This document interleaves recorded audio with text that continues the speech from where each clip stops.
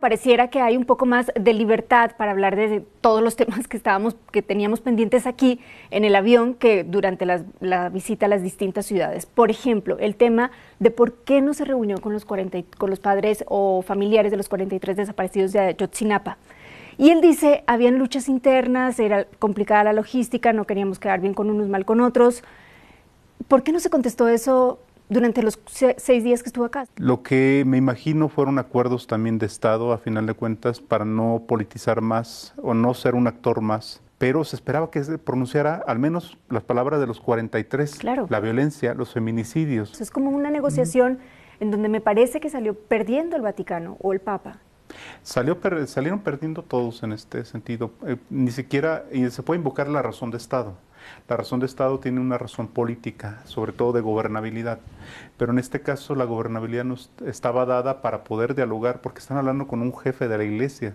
No estaban entrevistándose con nadie más. Si el presidente lo recibió en la residencia de Los Pinos, ¿por qué no los podría recibir el Papa Francisco? Allí hubo un cálculo político. A final de cuentas, entre la Nunciatura, el Vaticano y el gobierno mexicano decidieron colocar al Papa por encima esa es la lectura que les damos mucho de nosotros, por encima de los conflictos, una especie de bonapartismo. Es decir, Luis Bonaparte durante su reinado decía que no pertenecía a ninguno y que estaba por encima, era el gran árbitro. Quisieron colocar en esta idea bonapartista encima a Francisco. ¿Y por qué le convendría al Papa Francisco colocarse ahí? No le convino, más bien fue un acuerdo, le convenía más bien a la curia local, porque de alguna manera son los que están metidos con las organizaciones sociales, una parte, pero también hay grupos de derecha que acabarían confrontando en el tema de los 43, específicamente poniéndole nombre y apellido, acabaría confrontando en parte con los gobiernos locales, el gobierno federal y las propias iglesias que participan, las diócesis que participan dentro de este conflicto. Eso es algo que queda de ver, Francisco, en su visita a este país. Hay una parte de la sociedad que sí siente que el gobierno ganó demasiado al lograr que el Papa Francisco no pronunciara la palabra 43 y que no se reuniera con los familiares de desaparecidos. ¿Ganó? Sí, ganó. Y hay caricaturas, perdón, Felipe, claro. Incluso, supongo ya la viste, donde le dicen, son 43, no seas egoísta. Exactamente. Y creo que es algo que se le va a reprochar al Papa Francisco de parte de los mexicanos. El gobierno mexicano ganó una parte.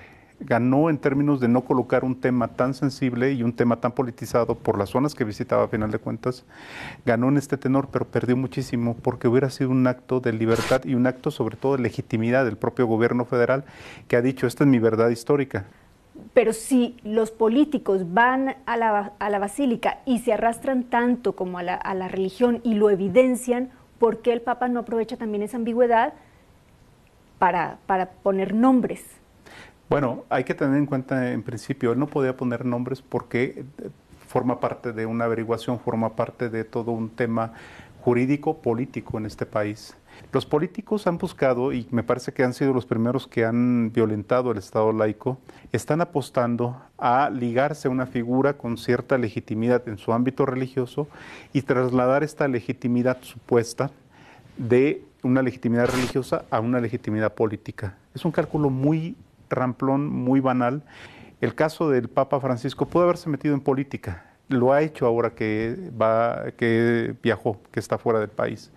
Es un viejo lobo de mar, no por nada sobrevivió a una dictadura en Argentina. No se mete en el tema político inmediato del caso mexicano porque tenía un cálculo preciso. Hay que recordar que a final de cuentas puede haber sido tensar más las situaciones, colocarse como un actor más dentro del conflicto y en un momento dado hubiera sido más perjudicial meterse en estos terrenos así muy ramplones en el tema de la política nacional.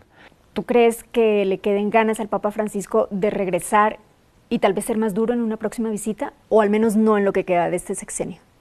Le van a quedar ganas de regresar. Y en ese tenor me parece que hay una agenda del Papa Francisco con el tema de la libertad religiosa, más allá del tema de la violencia, con el tema del cuerpo y la sexualidad. El caso de la Ciudad de México, él lo dijo muy claro, mandó un mensaje que yo he tenido una lectura que ha pasado un poco desapercibida, cuando dice, la modernidad ha impuesto un modelo de familia, y en el caso de las sociedades que sean democráticas, liberales, y modernas, han devaluado a la familia y han dado paso a otras cosas. Fue un mensaje muy claro para el caso en América Latina de Argentina, México, pero particularmente la Ciudad de México. Porque lo dijo en Chiapas, en Tuxtla. Lo dijo en Chiapas, en una reunión de familia. Y entonces él sabe, y los obispos le han hecho llegar y miles de cartas, le han hecho llegar las peticiones de los laicos y ellos mismos con el tema del matrimonio entre personas del mismo sexo, con el tema de la interrupción del embarazo, con el tema de la adopción de los niños por parte de estos matrimonios. En este caso, para este sexenio, para este gobierno, no les da para invitarlo de nuevo, porque el Vaticano también tiene sus tiempos, no es la agenda del gobierno mexicano. El Papa Francisco lo que hizo durante su visita generó una expectativa muy grande.